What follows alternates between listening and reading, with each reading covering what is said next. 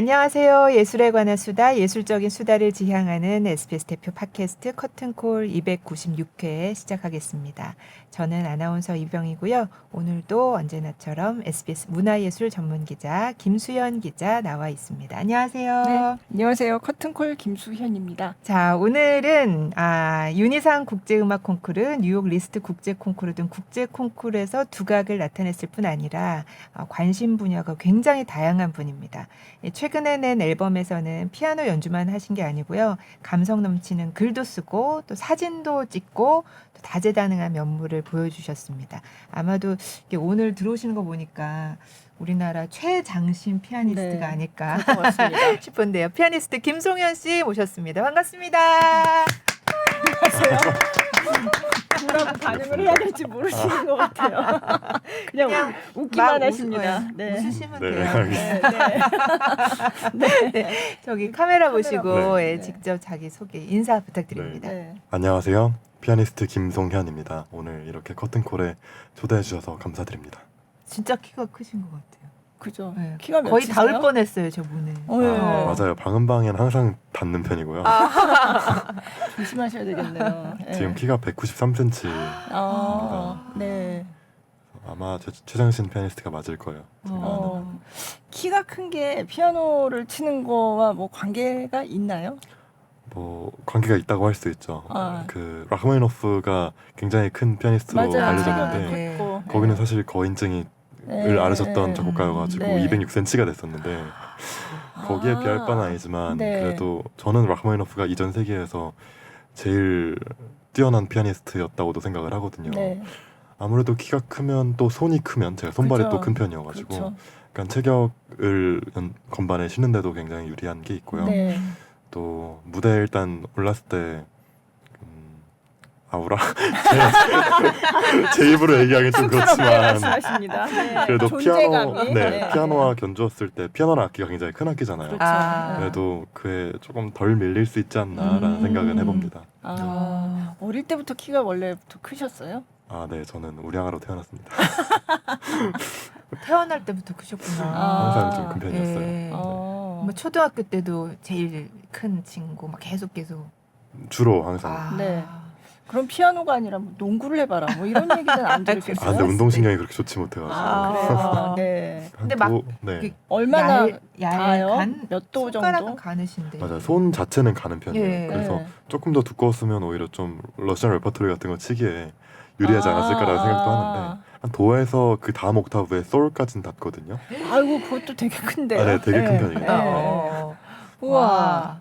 혹시 키가 커서 안 좋다 이럴 때도 있으세요? 안 좋은 점, 어딜 가든 숨기가 좀 어렵다는 거. 그거는 초등학교 때부터 조금 항상 네. 아쉬운 점이었어요. 네. 그래서 같은 공연장에서 어렸을 때는 좀 쓰다 떨기도 하고 그렇잖아요. 근데 친구랑 같이 가면은 친구는 이렇게 객석에 이렇게 숨어지는데 네. 저는 머리가 이렇게 객석 위로 나오니까 그래서 네. 선생님들한테 저만 걸리고 그래서 서러웠던 적이 있는데 뭐 요즘에는 괜찮은 것 같아요. 네. 근데 그 피아노 높이는 건반 높이는 조절이 안 되잖아요. 의자만 조절 가능한 의자로 거 아니에요? 조절하죠. 네. 그러면은 막 아무리 의자를 막 낮출 수는 없잖아요. 그래서 제일 낮게 하면 어느 정도 괜찮은 편이에요.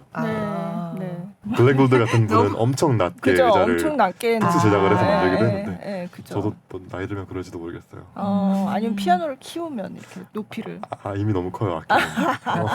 어쨌든 네 지금 한참 체격과 피아노 연주에 관련된 얘기를 했는데 새로 나온 앨범 음악도 너무 좋은데 안에 사진도 너무 직접 그러게요. 찍으셨다고 네. 들었는데 사진도 너무 감성이 풍만하고 막 글도 시 같은 글도 막 그렇죠. 이렇게 맞아요. 네. 달달이. 네. 음.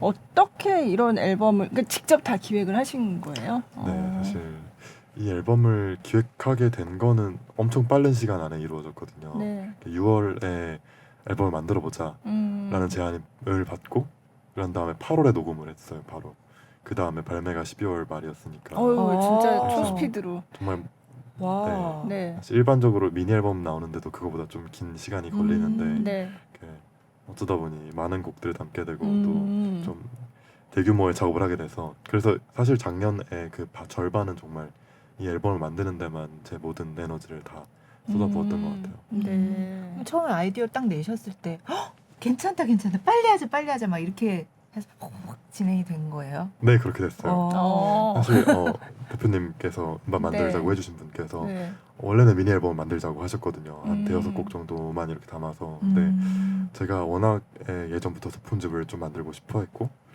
그러다 보니까 한 곡 한 곡 좀 더 늘리고 싶다. 넣다 보니까 12곡이 12달. 되어버려가지고 커졌습니다, 예상보다. 네. 처음부터 그럼 글도 쓰자 이런 계획이 있었어요? 아니요, 그런 건 아니었고요. 제가 직접 다 글을 적게 될 거라고 생각하지 않았어요. 그래서 아. 제가 좀 가까운 작가님들이 있으신데 그래서 그분들께 글을 맡겨보면 어떨까라는 생각을 처음에 했었어요. 그래서 한 4-5분한테 이렇게 곡을 이렇게 드리고 난 다음에 이걸 듣고 떠오르시는 것들을 짧게라도 한번 부탁드려보면 어떨까 했는데 근데 그중 한 분께서 이거는 정말 송현의 오리지널리티가 담긴 것이었으면 좋겠어서 다른 사람의 그런 힘을 받지 않고 제가 모든 직접. 거를 다 해봤으면 좋겠다라고 조언을 해주셔가지고 좀 힘든 길이지만 택했는데 하길 잘한 것 같아요.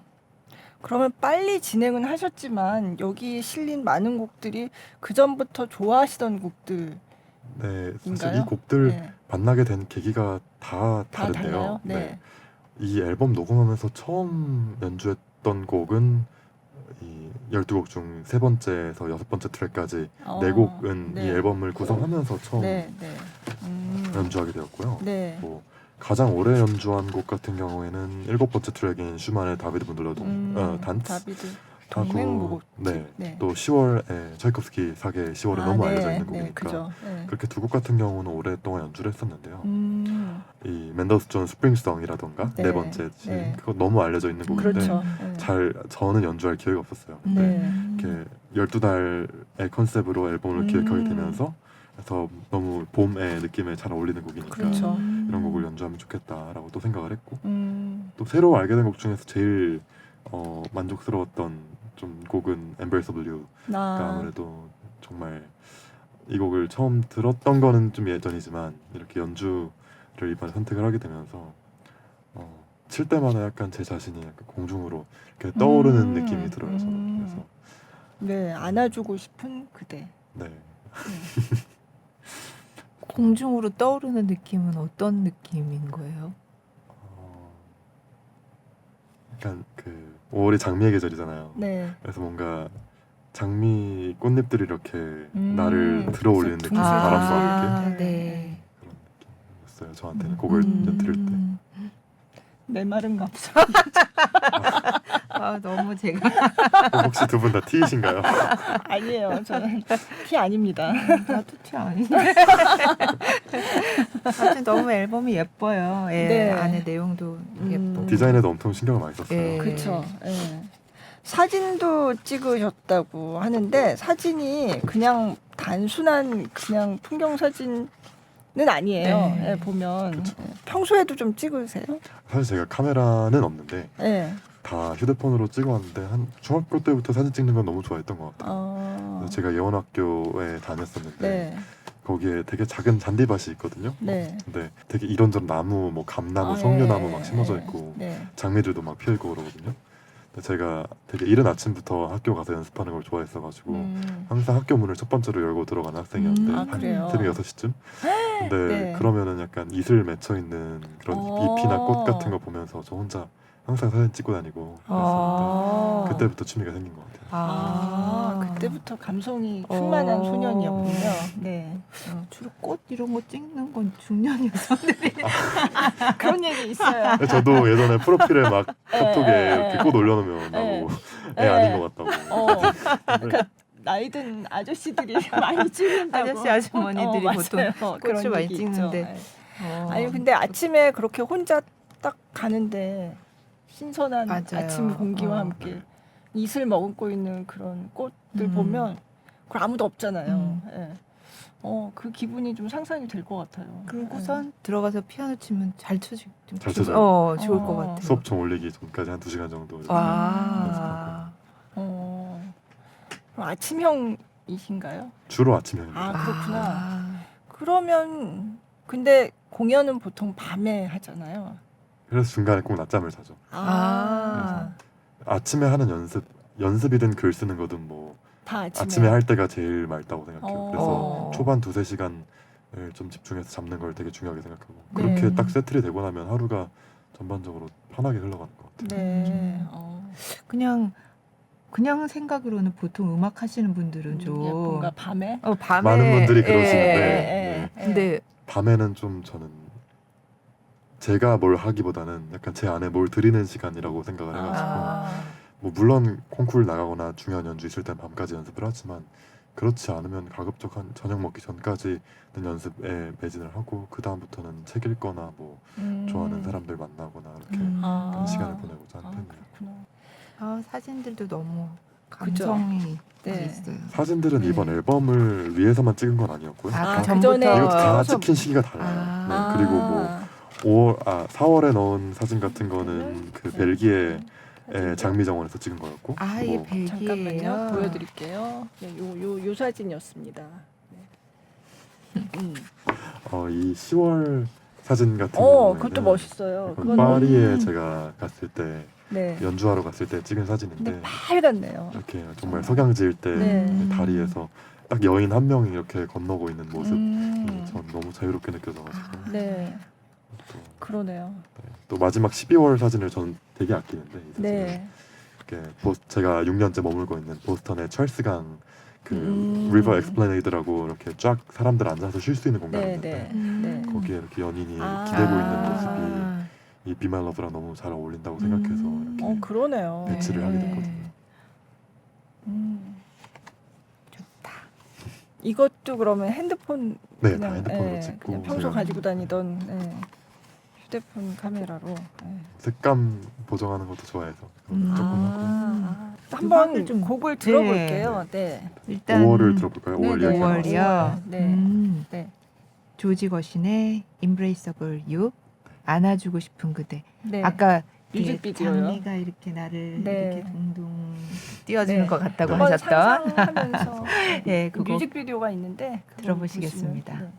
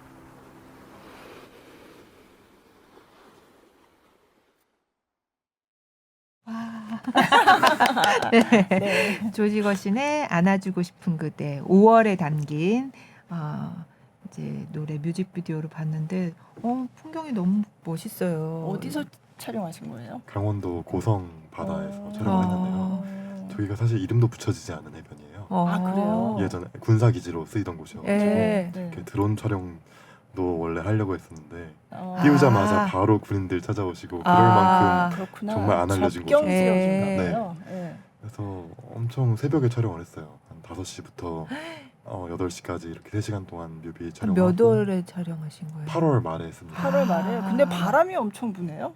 네, 바람이 뭐 바닷바람이야 너무 세죠. 아침에는 특히. 아, 그렇구나. 여름에 하셨는데. 근데 바람이 막 부니까 막 이렇게 셔츠도 막 이렇게 날아다니고 그래서 워낙 이렇게 실시간 분위기가. 거리여가지고 네. 분위기는 그죠. 좋았어요. 네. 네. 그 저 장소는 그럼 어떻게 찾으신 거래요?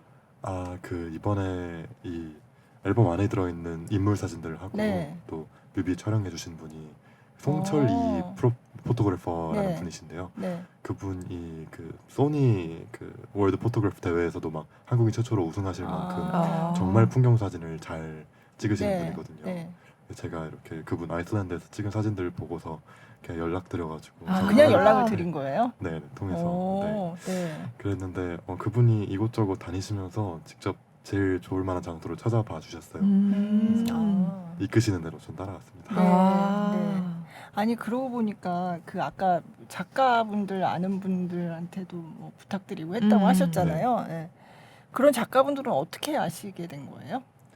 글 쓰시는 분들 네. 같은 경우는 제가 워낙 어렸을 때부터 글 쓰는 걸 좋아했고 또 책을 많이 읽었는데 네. 항상 다른 장르의 예술 분야에 있는 분들과 이렇게 교류를 하고 싶다는 생각이 있었어요. 아. 그래서 그 2022년쯤이었나 제가 한 공연에 그 서점 리스본이라는 독립 서점이 있거든요. 네. 연남동에 있는 네. 잘 알려진 곳인데 그거 운영하시는 정현주 작가님이라고 네. 그분 이 김환기 화가에 대해서 쓰신 책이 있어요. 우리들의 파리가 생각나요라고 네. 김환기와 김양한 부부에 네, 대해서 네. 이렇게 쓰신 책이 있는데 음. 그걸 읽고서 너무 감명을 받아서 제가 이렇게 연락드려서 초대해드리고 싶다고 공연에 아. 했었거든요. 근데 그분하고 또 그 이후에 이야기를 나누다 보니까 이렇게 예술에 대한 생각 같은 게 되게 잘 맞아서 함께 행사를 하면 좋겠다라고 해서 문학의 밤이라는 행사를 네. 열었었어요. 네. 그때 연말에 크리스마스 지나고서. 음. 근데 그날 관객분들도 이렇게 모시고 또 작가님께서 뭐 다른 시인분들이나 약간 노래하시는 분들도 몇 분 아. 초대를 하셔가지고 제가 연주도 하고 또 그날 오신 분들 이렇게 각자 한 해 동안 읽었던 것 중에 가장 좋았던 구절 이렇게 들고 와서 낭송하는 시간도 가지고 했었는데 네. 그 날을 기점으로 약간 저를 좀 문학계에 계신 분들께서도 좀 많이 알게 되시고 아. 또 저도 이렇게 쉽게 다가갈 수 있게 되어가지고 그래서 네. 교류를 이어오고 있습니다. 아, 그렇구나. 그래서 매해 해오고 있는데 네. 어저께 했어요. 사실 그 그러게요. 행사를. 예. 오. 네. 그래서 어제 저녁 때 하신 거잖아요. 네, 예. 밤늦게까지 되게 좋았을 것 같아요. 사실 누군가의 이렇게 목소리로 작품을 듣는 일이 많진 않잖아요. 그렇죠. 읽기는 하지만 그래서 네.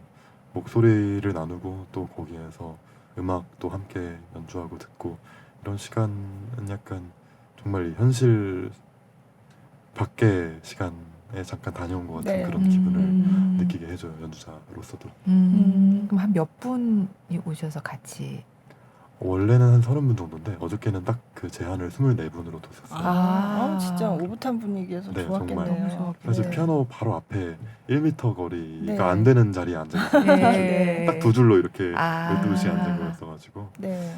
그래서 제가 이렇게 낭독도 하고 제가 쓴 글도 그리고 또 그분들이 낭독해 주시면은 저는 또 그거에 어울리는 곡 제 앨범 안에서 이번에 연주해드리고 아. 근데 원래는 앨범곡 말고 그 전 해들에는 그냥 랜덤으로 제가 뭐 즉흥 연주를 하기도 하고 아. 또 그냥 떠오르는 곡 혹은 신청곡 그 자리에서 받아서 와. 이렇게 악보 갑자기 펼쳐두고 그냥 쳐드리기도 하고 그런 식으로 진행을 했었어요.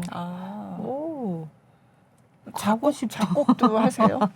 저 작곡으로 네. 음악을 시작했어요. 맞아. 저는. 그렇게 들었다. 아, 네. 작곡으로 먼저 시작했다고 그러셨어요. 그 피아노를 배운 것보다 작곡 레슨을 먼저 1년 동안 받았고 5살 때? 그러는 작곡 다음에 레슨을 5살 때 받으면 어떤 걸 배워요? 사실 그거는 그 부모님께서 네. 5살 때 업라이트 피아노를 생일 선물로 사주셨었는데 네.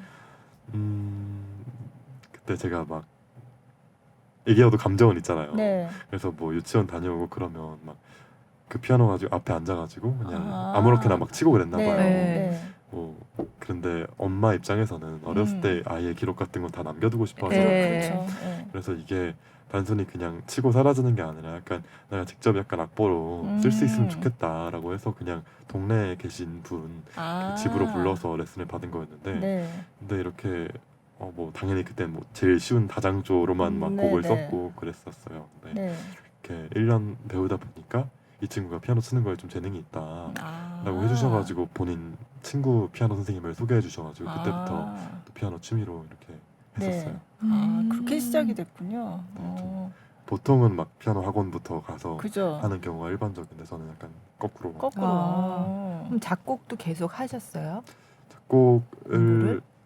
사실 그때 5살 때 만난 분하고 초등학교 5학년 때까지는 계속했어요. 제가 아, 그러니까 선생님을 한 번 정하면 떠나지 않는 스타일이어서 네. 그래서 정말 피아노 전공을 해야겠다고 마음 먹은 게 5학년 때여서 그때까지는 작곡을 병행을 했었고요. 그 다음에도 저는 꾸준히 곡을 쓰고 있고 네. 발표한 적은 없지만 아, 뭐 그때 이후로는 오히려 즉흥 연주 네. 그래서 그냥 정말 그때 떠오르는 거를 연주하는 거를 되게 좋아해서 네. 무대에서 뭐 앙콜로 한 적도 있고 네. 인스타그램 라이브 방송 통해서 네. 하기도 하고 그렇습니다. 작곡으로 그러면 아직 발표는 안 하셨다고 했는데 네. 그럴 생각도 있으시겠네요. 그러면? 네 있어요. 사실 네, 저는 네. 제가 해보고 싶은 건 다 하고 싶어하는 성격이어서 그래서 나중에 뭐 책도 쓰고 싶고 네. 곡도 발표하고 싶고 뭐 하고 싶은 게 많습니다. 어떤 곡을 그럼 쓰셨어요 지금까지? 뭐 피아노 소나타도 초안은 있고 아, 네. 그리고 주로 소품 같은 걸 많이 쳐요. 제가 네. 제일 좋아하는 작곡가가 슈만인데 아, 이제 슈만 스타일의 그런 곡 같은 것도 쓰기도 음. 하고 그리고 제가 제일 친한 친구가 사실 작곡가예요. 아, 네. 그래서 네덜란드에서 지금 유학 중인데 미국에서 네. 같이 4년 지내고 네. 그래서 그 친구가 저를 위한 헌정곡도 써줬었는데 네. 이렇게 같이 의논하면서 이렇게 방향성 잡아가는 것도 너무 좀 흥미로운 과정이었고 그래서 나중에 기회 되면 조금 더 큰 편성의 곡도 써보고 싶은데 그러려면 네. 조금 전문적인 레슨을 받아야 되겠다는 생각을 하고 있어서 네. 그래서 우선 피아니스트로서 조금 콩쿠르 도전 같은 게 약간 일단락되고 나면은 조금 주변 그 친구라든지 아니면 다른 선생님들께 이렇게 자문 구해서 곡을 좀 이어 나가보고 싶은 생각도 있어요. 재능이 너무 많으신 거 아닙니까? 그러게요. 네. 부러워요. 예. 네. 네. 글도 잘 쓰시고. 글도 잘 쓰시더라고요. 곡도 쓰시고 사진도 네. 찍고. 네. 근데 글 쓰는 거하고 피아노 치는 거하고 그렇게 다르지 않다. 비슷한 점이 많다 이렇게 말씀하셨는데. 예. 일단 글을 쓰는 것보다도 읽는 게 음악하는 사람에게는 되게 필수적이라 생각하거든요. 왜냐하면 음악을 하다 보면은 제가 겪어본 적 없는 감정 또 가본 적 없는 곳 그런 경험들에 대해서 제가 표현해야 되는 일들이 많아요. 예를 들면 뭐 너무 잘 알려져 있는 리스트의 단테 소나타 같은 네. 경우에서는 이렇게 단테의 신곡을 읽고 작곡된 곡이잖아요. 네. 근데 그거 같은 경우엔 뭐 인간이 지옥, 연옥, 천국에 가봤을 리가 만무하잖아요. 그렇죠. 그런데 그거를 이해하기 위해서 리스트는 그 책을 읽고 이렇게 그의 영감을 받아서 네. 곡을 쓰게 된 것이고 그렇기 때문에 한 사람이 할 수 없는 경험들을 이렇게 감정적으로 받아들이고 또 이해하고 표현하기 위해서는 이렇게 책을 통해서 혹은 영화일 수도 있겠죠. 뭐 네. 그런 간접 경험들을 통해서 이렇게 스스로의 마음의 폭을 넓히는 게 되게 중요하다 생각하거든요. 네. 그래서 어렸을 때부터 그냥 그렇게 꾸준히 읽고 또 영화 보는 것도 워낙 좋아해 왔던 것 같은데 네. 이렇게 쓰는 것 자체도 약간 연습하는 과정이랑도 되게 닮아 있다고 느껴요. 그래서 글은 이렇게 어쨌든 자기 표현의 수단이잖아요. 음악도 그렇죠. 그렇고 글도 네. 그렇고 근데 음악은 이렇게 한순간에 무대 위에서 이렇게 모든 걸 쏟아내고 이렇게 사라져버리는 그런 시간 예술에 속하지만 그래도 또 글은 계속해서 수정을 거쳐 나갈 수 있고 그렇다는 점에서 또 다른 매력이 있는 것 같고 또 닮아 있는 점도 있고 네. 그런 것 같아요. 어떤 글을 쓰셨는지 궁금하실 것 같아서 네. 한번 지금 아까 낭독하셨다고 하셨잖아요. 예, 그래서 한번 부탁을 여기서도 드려볼까요, 그럼? 네. 오늘이 1월이니까 네. 그럼 제가 12개 글들 중 첫 번째 네. 시벨리스의 가문비 나무를 음. 이렇게 연주하고 나서 쓴 네. 글을 읽어드릴까 해요. 음. 사실 이 곡 같은 경우에는 가문비 나무, 그러니까 시벨리스가 북유럽의 작곡가잖아요. 그래서 그 지역에 저는 가본 적이 아직 없는데 네. 언젠가 기회 되면 꼭 가보고 싶거든요. 근데 그 지역에서 가장 많이 자라는 나무가 가문비 나무라고 해요. 네. 그래서 이 곡을 처음 들었을 때 세상에서 가장 오래된 나무라는 그 컨셉이 갑자기 떠올랐어요. 네, 후에 고다 아야라는 일본 작가가 있거든요. 네. 그분이 쓰신 나무라는 책이 있어요. 네. 이렇게 나무라는 다양한 나무들에 대해서 이렇게 관찰도 하시고 하면서 적은 책이신데 그 책의 첫 챕터가 가문비 나무거든요. 근데 제가 이 글을 쓸 때까지만 해도 몰랐는데 네. 이 글을 다 쓴 다음에 그 책을 읽었어요. 근데 예. 세상에서 제일 오래된 나무가 가문비 나무라는 거예요, 실제로. 아, 그래요. 네. 네. 그래서 그게 되게 신기했었어요. 가문비 나무, 어. 그 나무는 약간 6,000년 정도 이렇게 살아온 나무라고 하는데 네. 약간 뿌리는 그대로 이렇게 땅 밑에 남아 있고 그 위에 줄기가 이렇게 쓰러졌다 거기서 아. 또 돋아나고 이런 방식으로 네. 해서 자라가지고 제가 생각했던 것보다는 키가 작더라고요. 아무튼 그런 것들을 생각하면서 이 곡을 들어주시면 좋을 것 같고 한번 네. 낭독해 보겠습니다. 네. 건반을 쓸어 만지며 상상한 적 있다. 세상에서 가장 오래된 나무에 대해. 그 나무가 홀로 서 있을 어느 희고 척박한 땅에 대해. 나의 마음속에 뿌리 내린 그 나무가 어째서 군락이 아닌 단 한 그루의 형상으로 존재하는지, 왜 여름이 아닌 겨울에 속해 있는지는 알 수 없다. 그저 두터운 눈에 덮여 침묵하고 있을 거라 막연히 생각했을 뿐. 가장 높은 곳에 작은 둥지를 짓고 노래한 찌르레기와 어목눈이들. 거기에 은밀히 침입해 알 하나를 낳아두고 잽싸게 사라진 뻐꾸기들. 때로 무참히 벌목당한 먼 나무들. 그토록 냉랭한 겨울이 가고 뿌리맡에서 봄꿈처럼 피어난 희디흰 에델바이스. 수세기 동안 목격해온 그 모든 것에 대해 그는 말하지 않을 것이다. 설령 거센 눈폭풍이 위협해와도 침묵은 깨트려지지 않을 것이다. 견딜 수 있는 것 이상을 이미 견뎌왔기에. 하늘에 닿을 듯 높을까? 다 안을 수 없을 만큼 두꺼울까? 세월을 감춘 채 가녀릴까? 나무에 대해 나는 아무것도 알 수 없지만 어딘가 그가 실제한다는 것을 믿고 눈을 감으면 그 앞에 설 수 있다. 그 앞에 서듯 흑백의 나무 건반을 누를 수 있다. 겨울의 고요에 창을 낼 수 있다.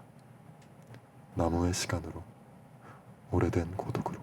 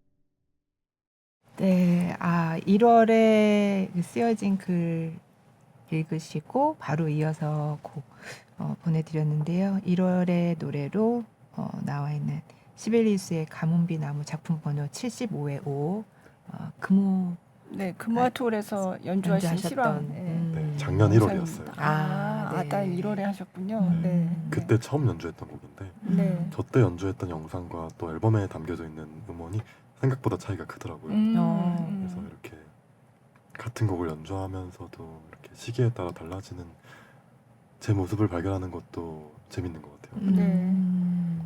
그 모습을 발견하는 듣는 사람들도 재밌을 것 같아요. 네. 음반에 있으니까 한번 들어보시면. 네. 다른 것들도 참 네, 좋은 곡들이 많더라고요. 네.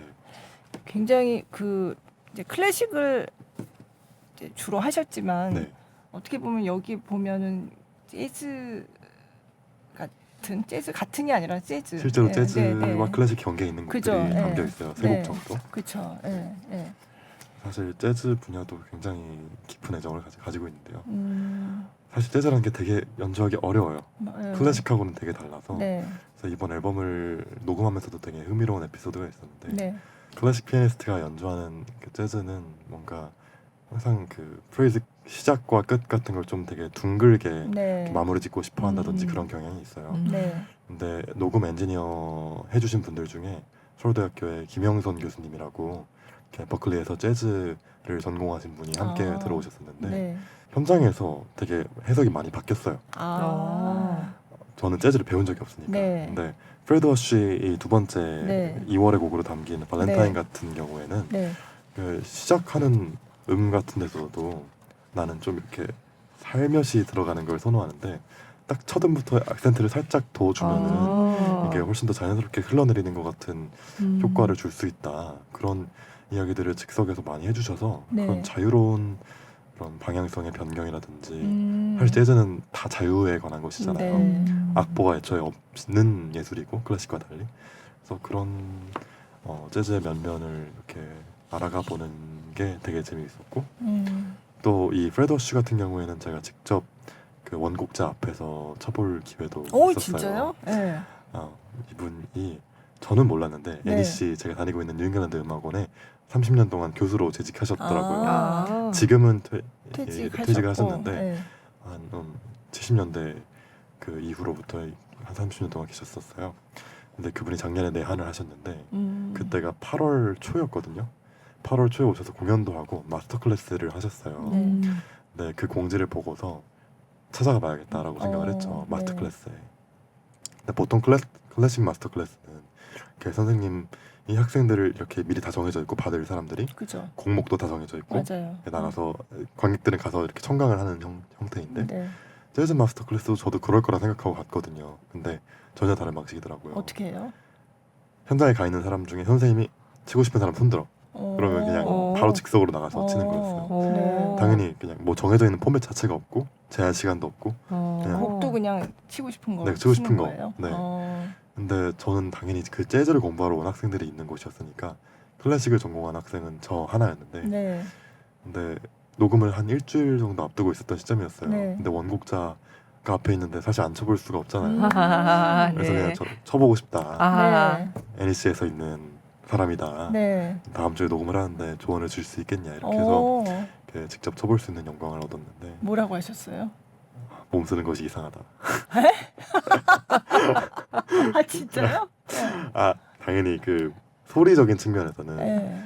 제가 음색적인 측면에서 조금은 장점이 있다 생각하는데 네. 그래서 그런 것들을 선생님도 너무 아름다운 소리를 가졌다 뭐 이렇게 칭찬을 해주셨는데 재즈 아티스트들 보면은 사실 몸을 되게 안 써요. 가만히 목석같이 앉아서 연주하는 사람들도 생각보다 많거든요. 네.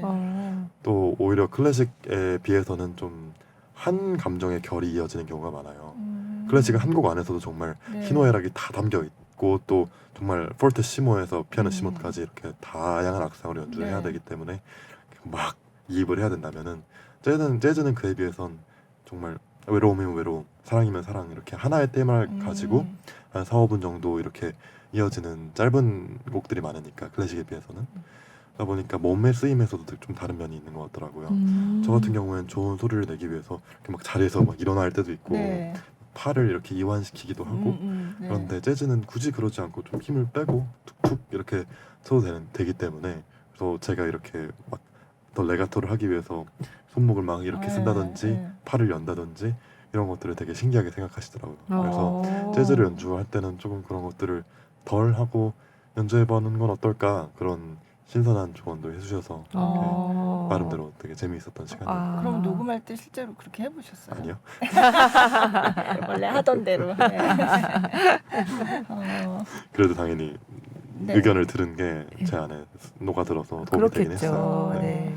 그래서 그 이후에 11월에 또 NEC에 연주를 하러 오셨거든요, 본인이. 네. 그래서 제가 녹음한 음원 그때 들려드리고 아. 너무 잘 됐다고. 아. 네, 다음에 또 할 일 재즈 같은 거 할 일이 있으면은 뭐 인트로라든지 아니면 그 중간에 간주라든지 네. 그런 것들은 좀 너가 자유롭게 임프로비제이션을 즉흥을 해서 연주해보는 건 어떨까 그런 조언도 해주셔서 그래서 어. 후에 이 발렌타인 같은 것도 무대에서 연주할 일이 있다면 그래서 허쉬 선생님께 아닌 제 버전으로 네. 다시 편곡을 해서 연주해보는 건 어떨까 그런 생각도 하고 있어요. 아. 좋네요. 굉장히 좋은 경험이네요. 음. 원곡자한테 약간 떨리기도 하셨을 것 같아요. 저는 네, 너무 동경하고 좋아하는 사람을 보면은 이렇게 떨리기보다는 되게 설레는 게 강해서 되게 적극적으로 다가가는 편이에요. 아. 아니 이를테면 베토벤 앞에서 베토벤 소나타 아 그거는 좀 무서울 것 같아요. 그거는 무서워요? 베토벤은 워낙 네네. 강렬하신 네. 뒤에 그 12월에 그 곡의 Be My Love에 대해서도 그 쇼케이스 할 때 말씀하셨잖아요. 네. 예. 비말러브 같은 곡은 사실 이 앨범의 출발점에 있는 곡인데요. 그러니까요. 그 23년 여름에 이 비말러브를 처음 듣게 됐는데 정말 첫 세음을 듣자마자 심장이 쿵 내려앉는 것 같았거든요. 그러니까 뭐랄까 사랑이라는 감정에 대해서 그 세음이 전부 다 말해주고 있는 느낌이 들었다고 할까요? 이 곡 자체가 키스트라이 굉장히 오랫동안 병환으로 고생을 했어요. 1990년대. 네. 그래서 연주 활동을 쉬어갔었는데, 근데 그 기간 동안 자신의 아내가 다 간병을 해줬고요. 근데 거기다 나왔을 때, 그러니까 99년 네. 세기가 바뀌기 전 마지막 크리스마스 날에 이렇게 집에서 이 Be My Love를 녹음을 해가지고 아내에게 선물로 건네준 앨범이 The Melody at Night with You 네.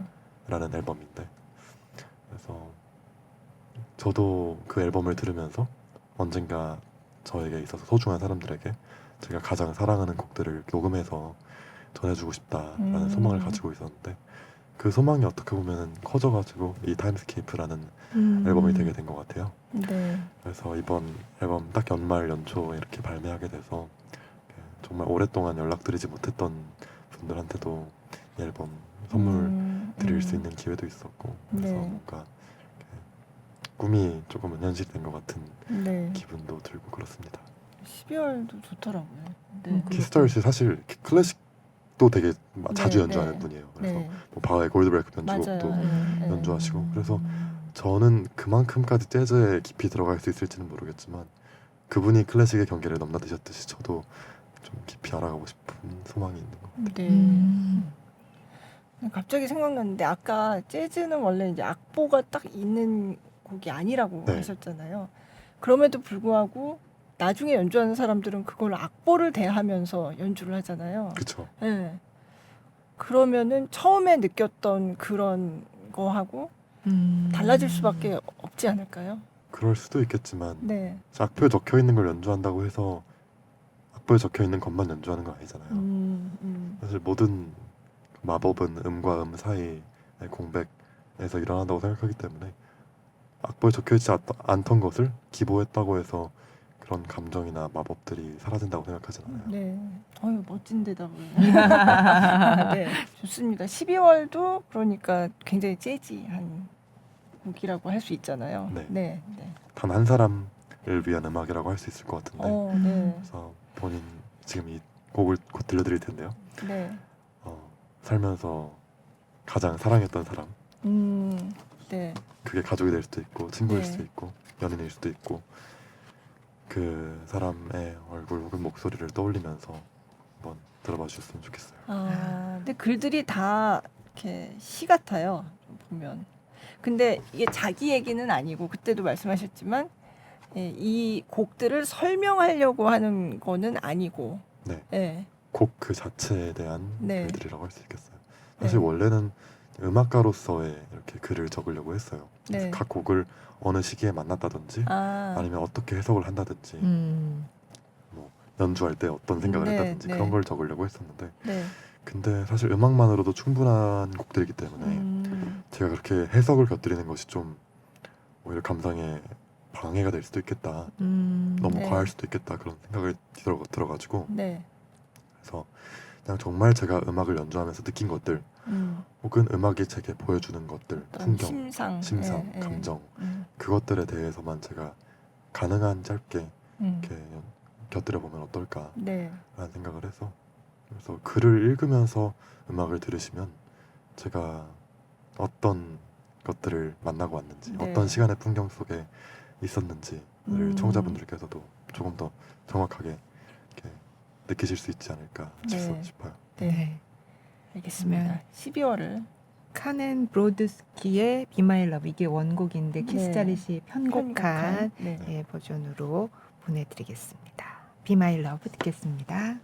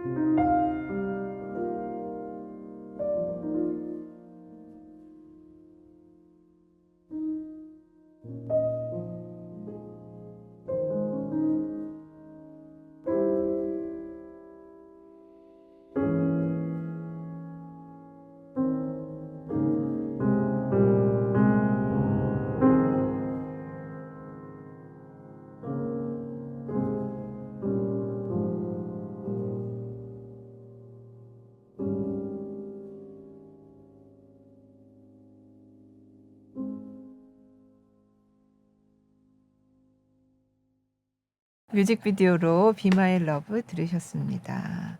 저것도 또 분위기가 그렇죠. 예. 예. 저건 또 실내에서 촬영을 하셨네요. 네. 예. 크리스마스 전에 했어요. 또 흑백으로. 그렇죠. 예. 흑백. 네, 제가 정말 좋아하는 친구가 흑백으로 했을 때 뭔가 조금 더 길이 남을 영상이 될 수 있을 것 같다. 맞아가지고 원래는 컬러로 하려고 그랬는데 네. 친구 말을 듣길 잘한 것 같아요. 네. 또 느낌 있게 나왔어요. 그렇죠. 네. 네. 이 다른 곡들도 다 좋았어요. 그래서 그 마법에 걸린 님프가 몇 월이었죠? 8월 애곡입니다. 네. 음. 그것도 제가 그때 쇼케이스 갔을 때 연주하시는 걸 직접 들었는데 네네. 그 곡도 너무 좋더라고요. 네. 사실 우크라이나 작곡가예요. 네. 미샤 아. 레비스키가. 네. 그래서 사실 국내에서는 전혀 연주되지가 그렇죠. 않는 잘 알려지지 않는 세계적으로도. 작곡가인데. 네. 네, 이 곡을 처음 그 연주하신 분이 이진상 교수님이라고 음. 한국예술종합학교 네. 계신 분이신데 제가 이분께 교수 되시기 전에 한 4년 정도 배웠었거든요. 아. 첫 제자였어요. 그래요? 네, 6학년 때 네, 배워가지고 네. 배웠었는데 그때 선생님이 이 곡을 그 당시에 처음 연주하시고서 너도 나중에 연주해보고 싶을 테니까 악보를 줄게 선물로 네. 주셨었거든요. 네. 근데 그러고서 이렇게 10년 넘게 지나가지고 녹음을 하게 됐네요. 아. 아마 제가 두 번째로 국내에서 연주한 걸로 알고 있어요. 그렇구나. 좋더라고요. 미샤 레비스키. 들어보시면. 네. 안 알려진 곡들, 알려진 곡들 좀 적절히 섞고자 했어요. 예. 그 말취 3월의 곡으로 네. 된 알보 페르트 같은 곡도 네. 사실 뭐 거울 속의 거울이라든지 뭐 형제들이라든지 그런 곡들은 잘 알려져 있지만 이 피아노 독주곡 아리누시카의 회복을 위한 연주곡 네, 같은 네. 경우에는 정말 연주되지 않는 작품이어서 근데 이 곡을 3월에 배치한 게 그 변주곡이기 때문에 한 6개 정도의 네. 변주로 이루어지는데 첫 3개는 마이너고 네. 뒤에 3개는 메이저예요. 근데 그게 정말 눈 덮인 얼어있는 설원에서 점차 이렇게 녹아내리고 봄으로 가는 과정을 네. 표현한 것 같아가지고 2월과 4월 사이에 배치를 했거든요. 네. 그런 생각하시면서 들어주시면 더 네. 도움되실 것 같고 네. 글을 봐도 그런 느낌이 있어요. 3월은 회복의 네. 달이라고 생각을 해서 네. 어떤 글들은 약간 소설 같기도 하고. 네, 내용이. 9월 같은 거는 완전한 네. 소설이에요 사실. 네. 그 스파르타쿠스 맞아요. 파트 2 극에서 나온 거기 때문에. 맞아요. 저는 스파르타쿠스 발레를 되게 좋아해서 그래서 그 생각하면서 읽었어요. 네. 그래서 이걸 이렇게 피아노로 편곡해도 좋구나. 그래서 진짜 그 음악 좋거든요. 진짜 발레랑 원곡이 정말 같이. 좋죠. 네. 그래서 그 생각 발레 빠두대를 생각하면서 이렇게 들었어요. 네. 타임스케이프라는 이 제목도 직접 이제 생각해내신 거라고. 네. 네, 네. 이게 사실 사전에는 없는 단어인데 타임, 시간, 그리고 랜드스케이프, 즉 풍경 네. 이렇게 두 개를 합쳤을 때 타임스케이프, 시간의 풍경이라는 단어가 될 수 있는데 이렇게 시간을 건너오면서 제가 그 속에서 느꼈던 또 봐왔던 것들을 음악과 글 또 사진을 통해서 이렇게 담아냈다는 점에서 그 제목만이 이것들을 모두 이렇게 감싸 안을 수 있는 네. 단어일 것 같았어요. 네. 이게 글을 직접 쓰시고 목정원 작가님이 좀 이렇게 같이 봐주셨다 이렇게 말씀하셨는데 네. 어느 정도로 그럼 도와주신 거예요? 사실 3분께 자문을 구했는데 네. 그중에서 목정원 작가님은 정말 이렇게 한 이메일로 전체 글이 오가기를 한 4-5번 정도 한 것 같으니까 정말 네. 편집자의 역할을 해주신 것 같아요. 그래서 네. 어떤 단어들이 이렇게 쓰면 더 아름다울 수도 있다던가 뭐 문장 같은 것도 어디서 뭐 문맥을 네. 바꾼다던가 그런 되게 섬세한 네. 터치들을 해주셨어요. 여기 영문도 있더라고요. 영문도 번역을 하셨어요? 네, 네. 제가 직접 번역을 했는데 네. 그래서 어쨌든 한글로만 글을 적으면 사실 정말 이 곡들 자체도 사실 한국 작곡가의 곡은 없고 네. 클래식 자체가 서양 그죠. 음악인데 네네. 그래서 조금 더 많은 여러 나라에 계신 분들께 음악을 전할 수 있으면 좋을 것 같아서 네. 동시에 글을 이렇게 전하는 것이 이 앨범의 본질이니까 네. 그래서 직접 번역을 하게 됐고요. 또 그것 검수도 이헌 작가님이라고 네. 이렇게 제가 굉장히 미국에서 오랫동안 이렇게 활동을 하신 분이에요. 사진가로 활동을 하신 분이에요. 그분은. 그래요. 네. 그래서 저도 되게 좋아하는 친구기도 한데 그래서 그분이 영어를 잘 하시는 분 중에서 어떻게 보면 문학을 가장 잘 이해하는 시인이라고 네. 생각을 해가지고 제가 콕 집어서 영문 버전도 좀 검토를 해주시면 좋겠다 네. 부탁을 드렸는데 사실 검수해주신 거의 절반이 아름답다 아름답다여서 그래서 되게 민망하면서도 고맙고 도움이 됐어요. 네. 그러니까 다 그렇게 연락을 드리면 다 그렇게 잘 도와주시고 그러게요. 그러나 봐요. 그런 지인들을 이렇게 제가 정말 복이 많은 것 같아요. 그래서 어, 주변에 좋은 어른들이 있고 또 항상 응원 드릴 수 있어가지고 네. 감사하게 생각해요. 네. 네. 음. 평소에 되게 예쁜 음. 동생이고 후배고 그러신가 보다. 아까 어른 뭐 그 이진상 선생님 얘기도 하셨지만 네. 네, 선생님이 다른 선생님들도 계시잖아요. 네, 네. 네. 지금 선생님들이 백혜 선생님하고 네. 당타이 선생님한테 그죠. 지금 뉴잉글랜드에서 배우고 있고 네. 또 한국에서 사사했던 분은 우리 신수정 신수정 교수님하고 네. 강혜영 선생님이라고 아. 가장 오래 배운 분이 계세요. 이렇게 선생님들 저한테 너무 큰 자양분이자 네. 제 삶의 기반이라고도 할 수 네. 있을 것 같은데 네. 그럼 다 다르실 것 같은데요. 이게 다들 조금씩 다른 선생님한테 배우는 게 어떤 헷갈리거나 이럴 때는 없으세요? 사실 헷갈리진 않는 것 같아요. 네. 저 이게 뭐 제 이고가 좀 강해서 그럴 수도 있긴 한데 선생님들께서 다 이렇게 얘기해 주시면 또 제가 소화를 하고 저의 방식대로 이렇게 내보내는 것이기 때문에 이렇게 막 의견 충돌이 있다거나 그러진 않고요. 네. 그리고 사실상 한 뿌리에 계신 분들이 좀 많아요. 강영 선생님한테 제가 초등학교 3학년 네. 때부터 사사를 했는데 네. 이제 15년이 됐고 음. 근데 강영 선생님께서 고등학교 때 배웠던 분이 신수정 교수님이시고 아. 그리고 대학교 때 배웠던 분이 백혜 선생님이세요. 아, 그래요? 네. 네. 그래서 저도 고등학교 때 신 선생님한테 사사를 받았고 아. 그리고 뉴잉글랜드를 가면서 백 백혜선 선생님한테 배우게 되면서 아. 이렇게 세 분이 정말 약간 세 세대라고 할 수 있거든요. 네네. 음악가로서 그렇죠. 네. 저까지 하면 네 세대가 되는데 이렇게 아. 항상 세 분께서 되게 긴밀하게 의논하시고 음악회 하면 또 다 같이 와주시고 네. 그래서 사실 그런 충돌이라기보다 정말 가족적인 느낌이 되게 네. 강하고요. 네. 또 미국에서 배우는 당타이 선생님 같은 경우에는 조금 결이 다르신데 네. 백 선생님 같은 경우에는 엄청 좀 불같은 분이세요. 연주할 때도 뭐 라발스나 뭐 리스트, 베토벤 네. 같은 거 칠 때 정말 활화산 같이 뿜어져 나오는 에너지가 있으신 분이신데 당타이 선생님 같은 경우는 그와 반대로 약간 되게 물 같고 공기 같고 정말 이렇게 떠 있는 그런 비현실적인 음색을 내시는 분이어서 그래서 그런 분한테는 또 워낙 잘 알려져 있는 쇼팽이라든지 네. 그렇죠. 뭐 드뷔시, 라벨, 뭐 포레 이런 인상파 작품이라든지 그렇게 곡을 조금 다른 것들을 들고 가서 이렇게 좀 조언을 구하고 그러는 편이에요. 그럼 레슨을 받는다 그러면 어떤 식으로 하시나요? 그냥 한 곡을 가져가서 그냥 거기서 처음부터 끝까지 치고 뭐 이런 식인가요? 어떤 식으로 이루어지나요? 네, 주로 그렇긴 한데요. 당타이 선생님께서는 본인이 많이 연주를 해주세요. 아. 근데 이렇게 옆 피아노에서 네, 쳐주시면은 네. 공기가 달라지는 게 딱 느껴져요. 어. 음색 하나만으로 해서 약간 눈물이 날 것 같을 때도 있고 음. 그리고 되게 손을 어떻게 쓰는지에 대해서 좀 많이 알려주세요. 물론 그분 손은 좀 작으신 편이고 체구도 네. 저희 손은 커서 사용하는 법이 다르긴 하지만 정말 고수구나 라는 것을 알 수 있는 게 그분이 손가락 번호에 되게 민감하게 사용하시는데 아, 그래요? 그래서 네. 뭐 어떻게 써야 훨씬 편하다 이런 것들을 네. 툭툭 알려주시거든요. 어. 근데 저는 그런 거에 대해서는 사실 고민을 잘 안 하고 사실 손 가는 대로 이렇게 연주를 하는 편인데 네. 근데 딱 막혀가지고 테크닉적으로 뭔가 개선되기가 힘들다라고 생각을 하는 지점에서 선생님 번호를 딱 받아서 연주를 해보면 바로 풀리는 경우들이 있어가지고 그런 건 되게 신기하다고 생각을 하고 그래서 그 넘버링이 되게 중요하다고 하더라고요. 네 맞아요. 네. 뭐 현악 같은 경우는 더 중요하겠죠 사실 아. 지판을 이렇게 잡아야 되니까. 그죠. 예. 그러면 그 아무래도 아까 콩쿨 얘기도 잠깐 하셨는데 네. 예.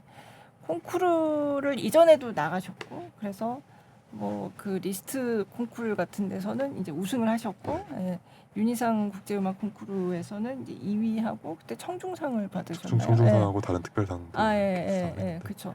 그러니까 굉장히 국제 콩쿠르에서 좋은 성적을 지금까지 감사하게. 내신 건데, 그렇습니다. 네. 그래도 또 콩쿠르를 준비하시는 거잖아요. 네 사실 네. 콩쿠르라는 것은 되게 필요한 일이라고 생각해요. 저는 음악가한테 네. 어떻게 보면 되게 큰 압박감을 받는 자리이기도 한데요. 누군가에게 심사를 받아야 된다는 게. 근데 또 그걸 반대로 바라보면은 제가 정말 동경해온 이 윗세대 거장분들에게 제 음악을 처음으로 소개하는 자리이기도 네. 하고 또 요즘에는 온라인 스트리밍 같은 걸로 해서 그렇죠. 정말 전 세계에 계신 관객분들이 연주를 들으실 수 있게 네. 되잖아요. 그렇기 때문에 사실 정말 경쟁이라고 생각하기보다는 그냥 나라는 음악가를 알리는 자리라고 이렇게 생각을 하면은 정말 진심을 다해서 임하게 되는 것 같고요. 또 콩쿠르를 준비할 때 가장 간절해지는 것 같아요. 아, 그 장소 자체가 모든 사람의 가장 순도 높은 간절함이 부딪히는 자리라고 생각을 하는데요. 그러다 보니까 한계에 다다르게 돼요. 음. 막 작년 5월에 있었던 퀸 엘리자베스 콩쿠르에도 제가 다녀왔는데 세미파이널 네. 리스트로서 근데 그때 연주 전날에 13시간, 14시간까지 연습을 했었어요. 그러고 나면 정말 허리가 정말 지끈지끈거리고 네. 입안에서 막 신맛이 나고 그렇게까지 연습해 볼 일이 사실 별로 없는데 네. 그런 환경에 가서 그 정말 제가 해볼 수 있는 끝까지 맥시멈까지 이렇게 해봄으로써 제가 어디까지 할 수 있는지 또 이렇게까지 해도 부족한 점은 무엇인지 그런 것들을 체크를 명확히 할 수 있어서 저한테는 되게 좋은 그런 경험들이 되어줬던 것 같아요. 그래서 앞으로도 좀 지속적으로 도전할 수 있는 것들은 해볼 생각이고요. 네. 올해도 그때 얘기 들었지만 아, 네. 네. 올해도 있어요? 네, 2월에는 영국에서 열리는 헤이스팅스 콩쿠르에 네. 도전할 계획이고 또 4월에는 루빈스타인 이스라엘에서 열리는 네. 콩쿠르 가볼 생각이에요. 근데 네. 사실 그런 콩쿠르가 아니면 제가 언제 또 이스라엘 같은 나라에 그런 것도 가보겠냐. 있네요. 네. 그래서 뭔가 그런 식견을 넓히는다는 네. 그런 네. 의미도 네. 있고 또 각 콩쿠르마다 지정곡이 있어요. 음. 그래서 헤이스팅스 같은 경우에는 영국에 너무 잘 알려진 피아니스트 스티븐 허프 아, 선생님 네. 작가로서도 너무 좋아하는 분이신데 네. 그분이 지정곡을 이번에 쓰셔가지고 음. 지금 익히고 있는데 너무 흥미로운 곡인데 그 곡을 이 콩쿠르만을 위해 지어진 곡이기 때문에 세계 초연을 하는 거잖아요. 네. 그런 의미로서도 사실 연주자에게 큰 의미가 있다 생각하고요. 그래서 그 곡을 또 3월에 열릴 제 공연에서도 이렇게 연주해드릴 계획이고 그렇습니다. 네. 안 그래도 3월에 공연하신다 네네. 그래서 그것도 자연스럽게. 여쭤보려고요. 네. 네. 그건 뭐 앨범 발매 기념 공연이기도 하고 뭐 여러 가지 의미가 있는 공연인가요? 그래서 네. 3월 16일에 처음으로 롯데 콘서트홀에서 이렇게 제 솔로 리사이트를 하게 되었는데요. 네. 앨범 발매 리사이틀이긴 하지만 사실 앨범 곡은 한 2곡 정도만 본 프로그램에는 연주를 하고 네. 3곡이군요. 그리고 난 다음에 제가 지금 이 시기에 연주하고 있는 정말 다양한 레퍼토리의 그런 작품들을 이렇게 보여드리고자 합니다. 네. 네. 그럼 그날은 신앙송 이런 거는 안 하시는 건가요? 있을 수 있어요. 그래요. 네. 네. 지금 다양한 아. 계획을 하고 있어요. 네. 아직 확정이 된 건 아니지만 제 안에서 확정이 됐고 아직 네. 전달이 되지 않은 상태입니다. 그래요? 뒤에 막 사진도 나오고 이렇게. 그럴 수도. 롯데 콘서트홀은 워낙 그 조명이나 그죠. 이런 것들 자유롭게 다룰 수 있는 맞아요. 곳이어서 네. 되게 색다른 공연이 되지 않을까 싶어요. 재밌겠네요. 네. 기대가 되네요. 네. 그리고 또 저기 이제 소셜 미디어를 또 되게 확실히 젊은 분이시어서 그런지 굉장히 굉장히 활발하게 잘 운영을 하고 계시더라고요. 계신다고. 제가 이미 팔로잉을 하고 있더라고요. 네. 팔로잉. 네, 아까 봤어요. 네. 네.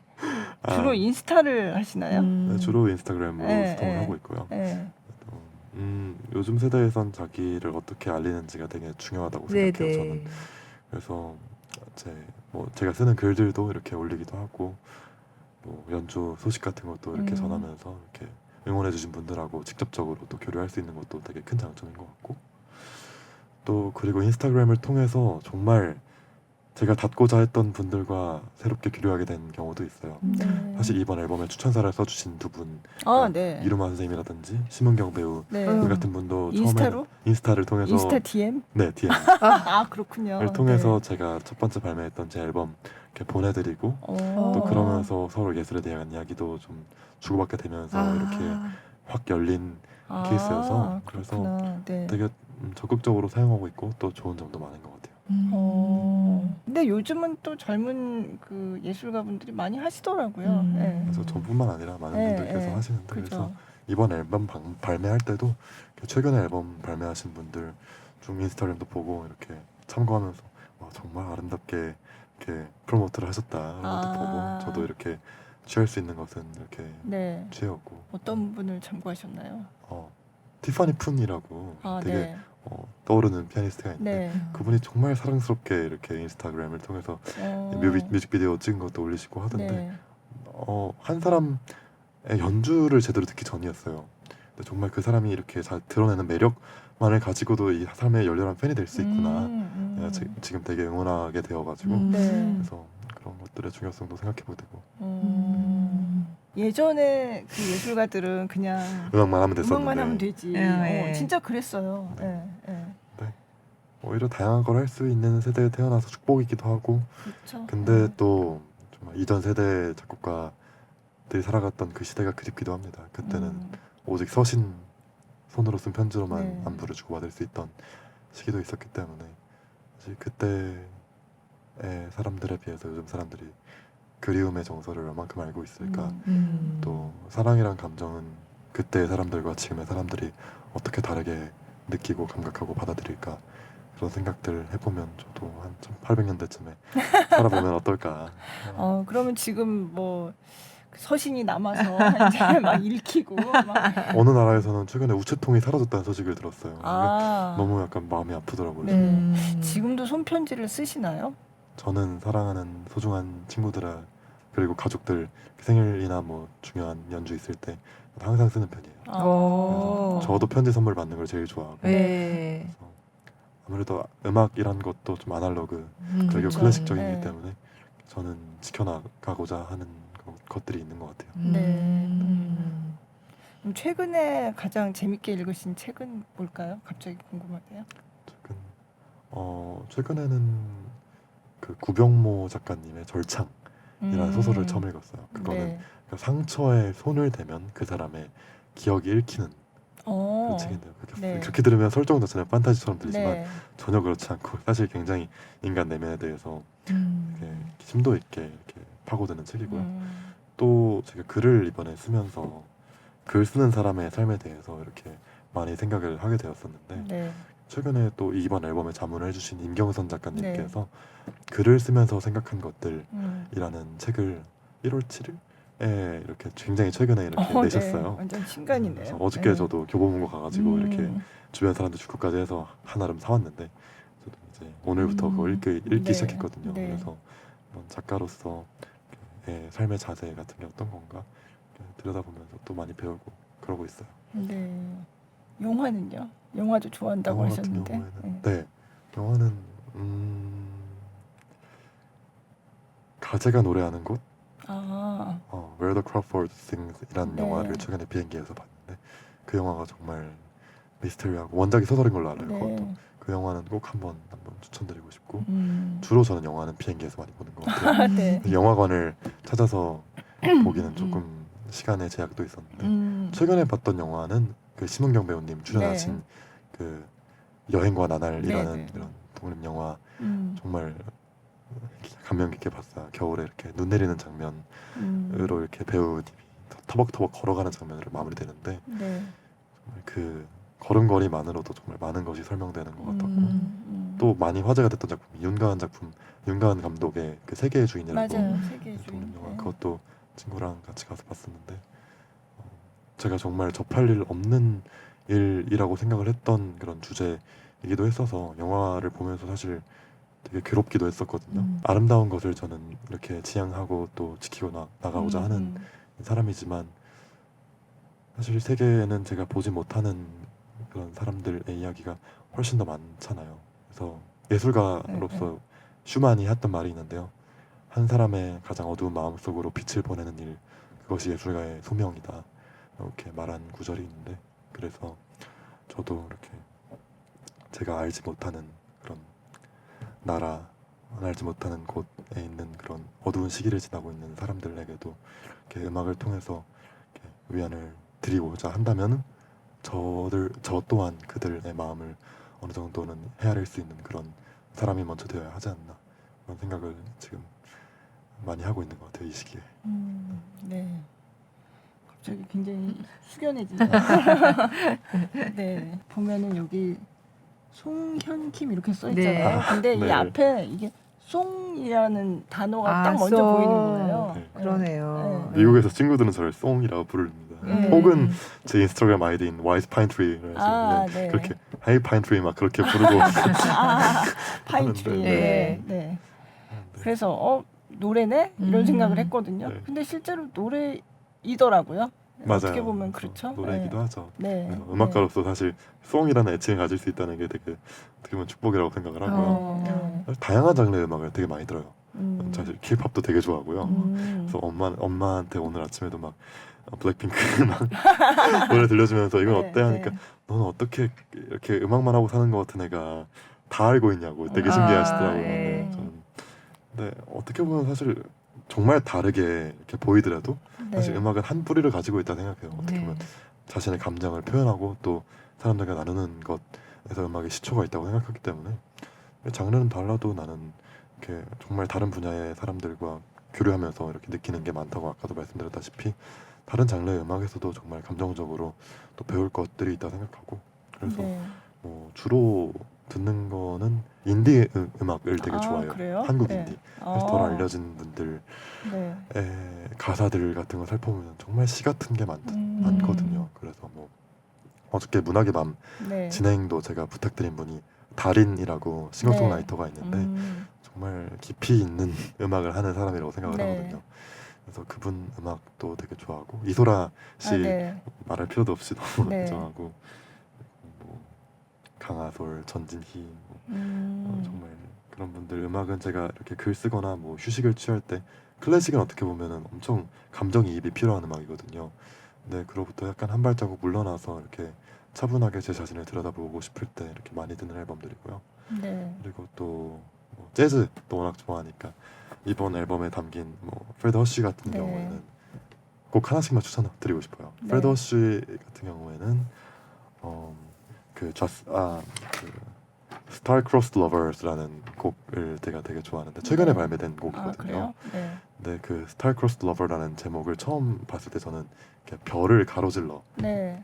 그럼에도 불구하고 사랑을 이뤄낸 연인들이라는 제목인 줄 알았거든요. 근데 그게 아니에요? 그게 아니고 네. 비운의 연인들이라는 왜요? 뜻이더라고요. 그냥 그 Star Crossed Lover라는 것 자체가 이렇게 하나의 그런 수식어더라고요. 그 뜻을 가진 되게 모순적이라고 생각을 하면서도 그러다 보니까 그 음악이 더 특별하게 들리고 또 그와 같은 맥락으로 키스자렛의 자스민이라는 그 트리오 앨범이 있는데 네.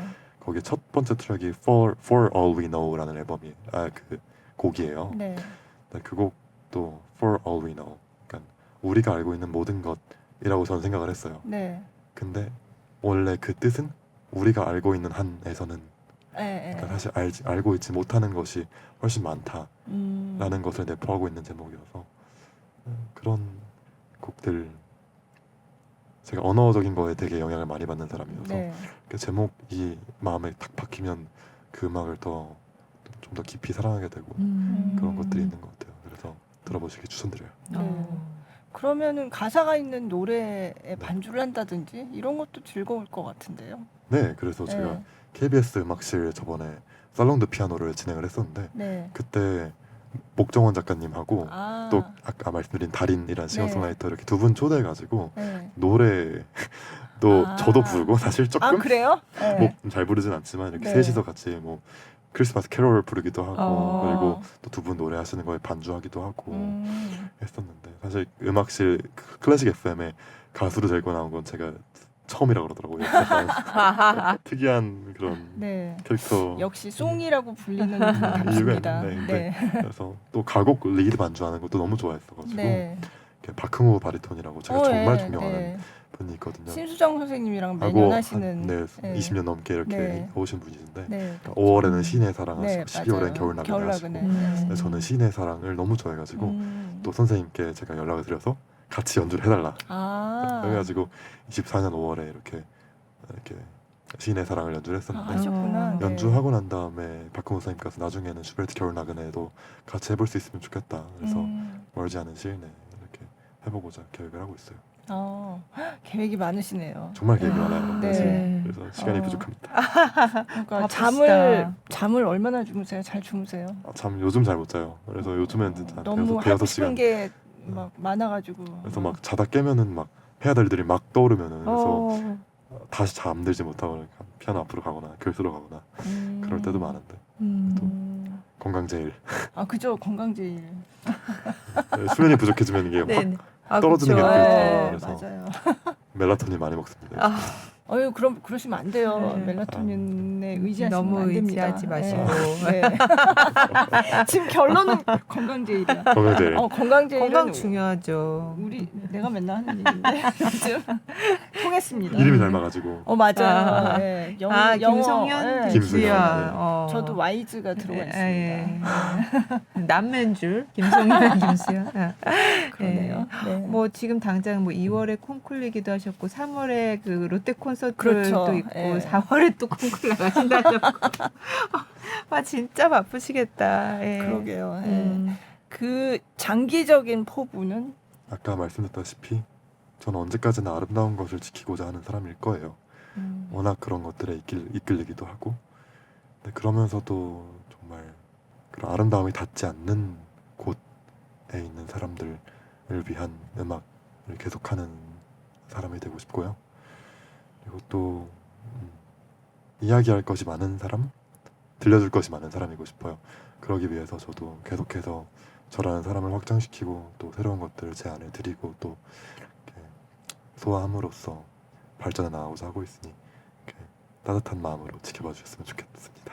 네, 알겠습니다. 많이 앞으로도 기대하고 예. 응원하겠습니다. 네, 들려주실 이야기들을 기다리고 네. 있을게요. 아. 네, 오늘도 너무 네. 재밌었어요. 네. 잠깐 안내 말씀드리고 마무리하겠습니다. 골라듣는 뉴스룸 커튼콜은 SBS 뉴스홈, 팟빵, 애플 팟캐스트 등 오디오 플랫폼에서 또 유튜브 영상으로 만날 수 있습니다. 여러분 의견 있으시면 인스타그램 골라듣는 뉴스룸 계정에 남겨주시면 되고요. 유튜브 플레이리스트 김수현 문화전문기자의 커튼콜에서 다양한 공연과 예술가 이야기 모아서 보실 수 있습니다. 커튼콜 김수현 검색하면 나오니까요. 여러분의 많은 관심 부탁드립니다. 네, 오늘 피아니스트 김송현 씨 모시고 다양한 재밌는 이야기 나눠봤습니다. 나와주셔서 감사합니다. 감사합니다. 고맙습니다.